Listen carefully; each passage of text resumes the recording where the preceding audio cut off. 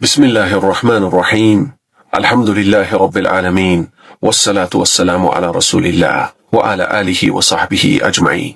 عن أبي هريرة رضي الله عنه كأبا هريرة الله ملكام سراتشون يودد الله تشونا تيزو أن رسول الله صلى الله عليه وسلم قال يا الله ملك تنيا يا الله صلاتنا سلام برساتشو ليهون ديالو الإيمان بضع وسبعون أو بضع وستون شعبة أمنتكو سبا من أمن وينم سلسا من أمن كرنشافنو فأفضلها قول لا إله إلا الله بلا جوا كالله بستكر بحق جميع ملك عملاك يلمي مثل واقعلنات وأدناها إماطة الأذى عن الطريق ዝቅተኛዋ ከመንገድ ላይ አስቸጋሪ ነገሮችን ማስወገድ ነው።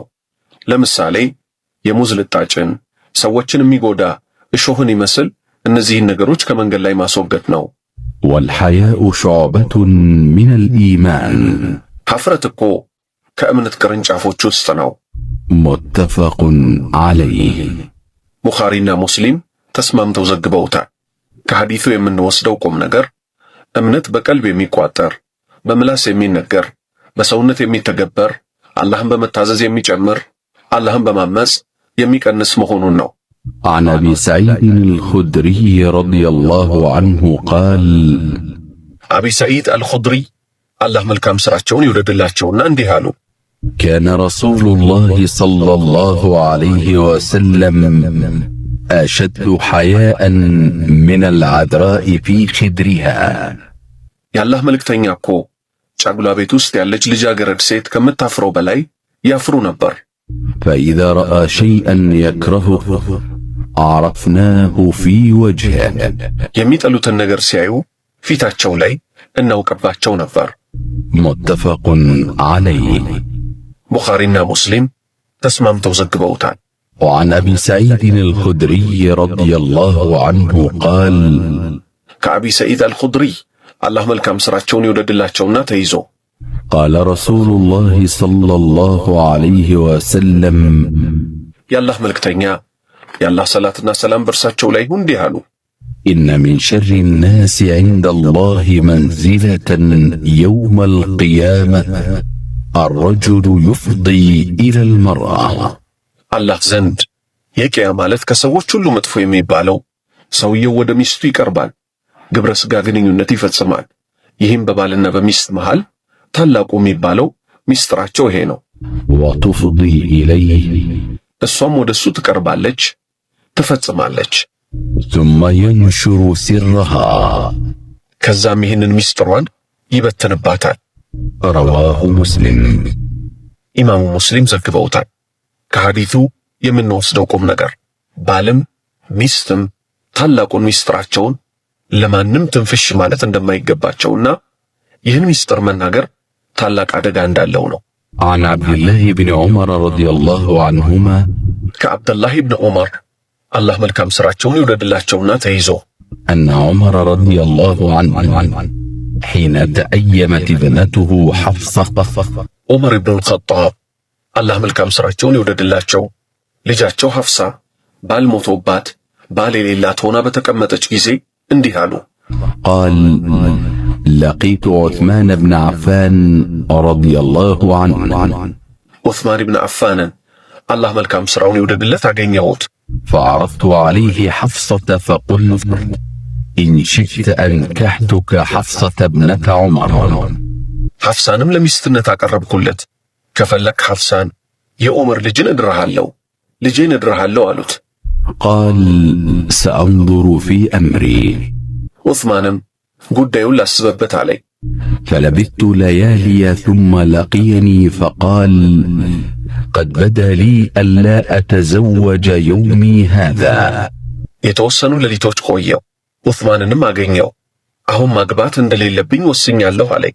فلقيت أبا بكر الصديق رضي الله عنه አቡበክር ስዲቅን አላህ መልካም ስራውን ይውደድለትና አገኘሁት። فقلت إن شئت أنكحتك حفصة ابنة عمر ከፈለክ ሐፍሳን የዑመርን ልጅ ላጋባህ። فصمت أبو بكر الصديق رضي الله عنه فلم يرجع إلي شيئا.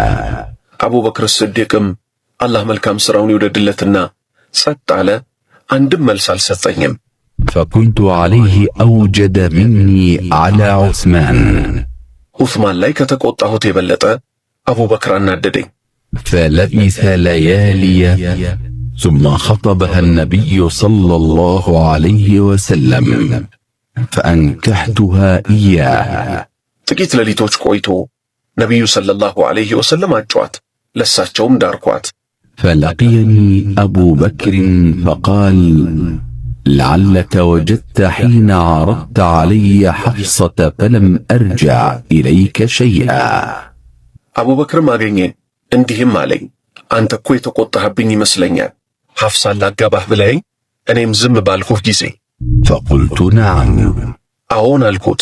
قال فإنه لم يمنعني أن أرجع إليك فيما عرضت علي إلا أني كنت علمت أن النبي صلى الله عليه وسلم ذكرها. لأنت መልስ ከመስጠት የሚከለክለኝ ነገር የለም ነበር። ነገር ግን መልእክተኛው ሰለላሁ ዐለይሂ ወሰለም እሷን ለማግባት ስሟን ሲያነሱ ስለሰማሁ ነው። فلم أكن لأفشي سر رسول الله صلى الله عليه وسلم. እኔ ደግሞ የመልእክተኛውን ሰለላሁ ዐለይሂ ወሰለም ሚስጥር የማባክን አይደለሁም። ولو تركها النبي صلى الله عليه وسلم لقبلتها. መልእክተኛው ሰለላሁ ዐለይሂ ወሰለም ቢተዋት ኖሮ ጋብቻውን እቀበልህ ነበር። رواه البخاري. ቡኻሪ ዘግበውታል። ከሐዲሱ የምንወስደው ቁም ነገር አባት ልጄን አግቡልኝ ብሎ መጠየቅ እንደሚችል፣ በጀግንነት የሚታወቁት ዑመር ለልጃቸው ምን ያህል አሳቢ እንደነበሩና ጀግንነት መልካምነት ማለት በሁሉ ጉዳይ እንደሆነና ለቤተሰብ መቆርቆር ታላቅነት እንደሆነ፣ ሶስተኛ ኢስላም ለሴት የሰጣትን ክብር፣ አራተኛ ሚስጥርን መጠበቅ እንደሚገባ አቡበክር ስዲቅ የነብዩ ሰለላሁ ዐለይሂ ወሰለም ሚስጥር አፍኖ እንደያዘው ማለት ነው። عن عبد الله بن عمرو بن العاص رضي الله عنهما كعبد الله بن عمرو ابن العاص الله መልካም ስራቸውን ይወደድላቸውና أن رسول الله صلى الله عليه وسلم قال የአላህ መልእክተኛ የአላህ ሰላትና ሰላም በርሳቸው ላይ ይሁን እንዲህ አሉ። 4 من كن فيه كان منافقا خالصا. 4 ነገሮች በርሱ ላይ ያሉበት ሰው ጥርት ያለ ሙናፊቅ አስመሳይ ነው። ومن كانت فيه خصلة منهن كانت فيه خصلة من النفاق حتى يدعها. ከነሱ ውስጥ አንዱ ያለበት የንፍቅና አንዱ ክፍል አለበት እስኪ ተዋት ድረስ። إذا اؤتمن خان ሲታመን ይከዳል። وإذا حدث كذب ሲናገር ይዋሻል። وإذا عاهد غدر ቃል ሲገባ ቃል ያፈርሳል። وإذا خاصم فجر ሲጣላ ሲከራከር ሐቅ እንደሌለው እያወቀ ይደርቃል። متفق عليه. ቡኻሪና ሙስሊም ተስማምተው ዘግበውታል። ከሐዲሱ የምንወስደው ቁም ነገር አንደኛ ውጫዊ የንፍቅና መገለጫ ባህሪያት በዚህ ሐዲስ ተገልጸዋል። ሁለተኛ ሙሉ በሙሉ ከንፍቅና መራቅ እንዳለብን። ሶስተኛ ከነዚህ ከአራቱ ባህሪያቶች ውስጥ አንዱ ካለብን ከንፍቅና ያቺ ፓርት ወይንም ያቺ ክፍል አለችብን ማለት ነው። ወሰለላሁ ወሰለም ወባረከ ዐላ ነቢይና ሙሐመድ